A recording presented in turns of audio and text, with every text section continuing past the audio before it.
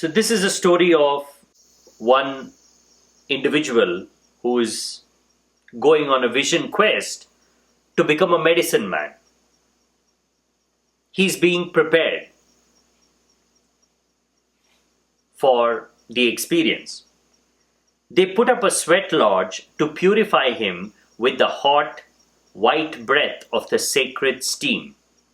They sanctified him with the incense of sweet grass, rubbing his body with sage, fanning it with an eagle's wing. They went to the hilltop with him to prepare the vision pit and make an offering of tobacco bundles. Then they told the young man to cry, for a sign from the Great Spirit, for a gift which would make him into a medicine man. The young seeker shouts back. He says, "Show me a vision fit for a future medicine man." The Spirit replies back saying, "Shut up or go back home." The young man challenges the Spirit. He yells and yells, and the Spirit finally comes as a massive boulder. He runs for his life and finally reaches the plains. He tells his uncle that all this was for nothing. "Well, you did learn one thing. You went after a vision like a hunter. You were fighting the spirits. You thought they owed you a vision.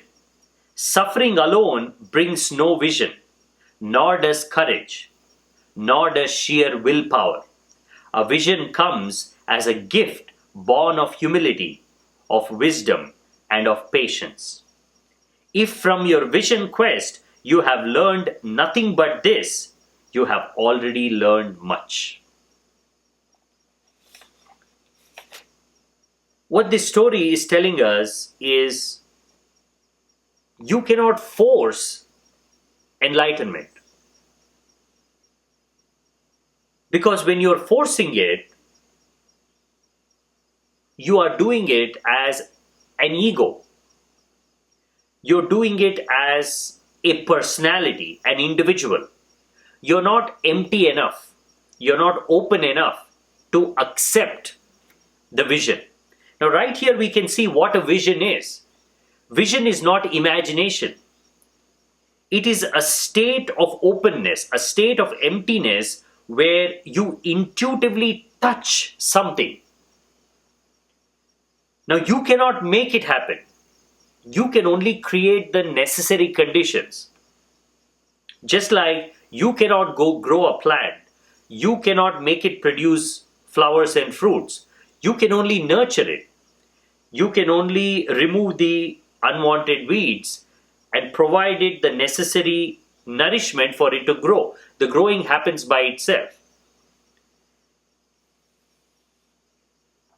You can prepare your mind, but you cannot directly ask for a vision. You cannot demand a vision because you don't deserve a vision. It is not a given. It is not a guarantee. Just because you are asking for it, just because you want it, you will get it. When the conditions are right, it comes as a gift from the beyond. That is why enlightenment is always a happening. It is never a doing, no matter who you are. Even if you are the Buddha, even if you understand all the steps that lead to enlightenment, even when you are consciously moving towards enlightenment, when the experience happens, it always happens when you give up. Now, there is a direct parallel to this story from the life of Buddha. It is said that he searched and searched and searched. And then finally, he said, "I'm going to sit. Either I will become enlightened or I'm going to die." And he sat and surrendered. He stopped searching for enlightenment. He renounced everything, even the idea of seeking enlightenment.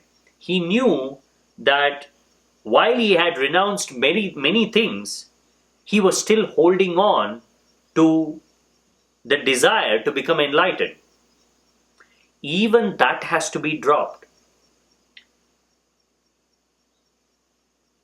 There is something interesting to understand here.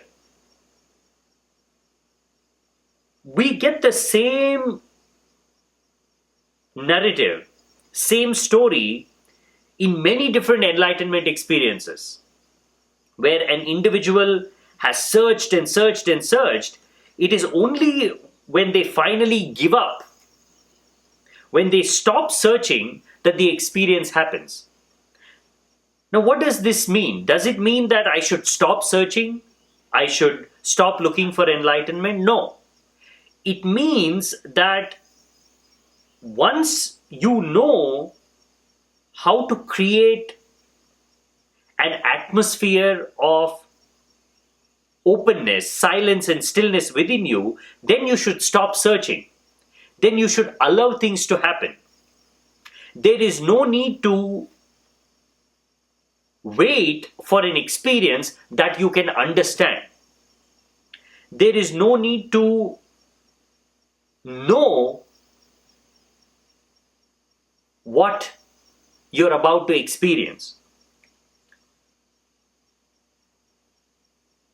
There is a space, a unique space within you where you can be alert and aware, at the same time not care about what's happening there.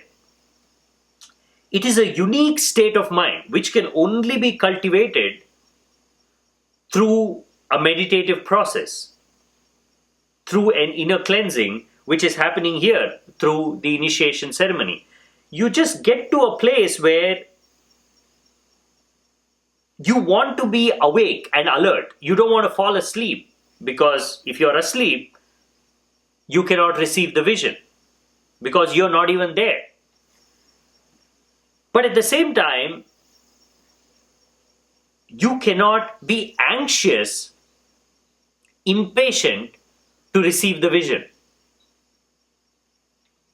You have to cultivate a state of mind where you are there and not there at the same time.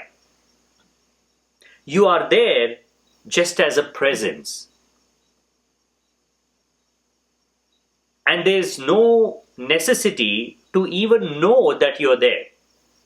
In fact, the moment you know that you're there, you're doing something more. It is to be for the sake of being.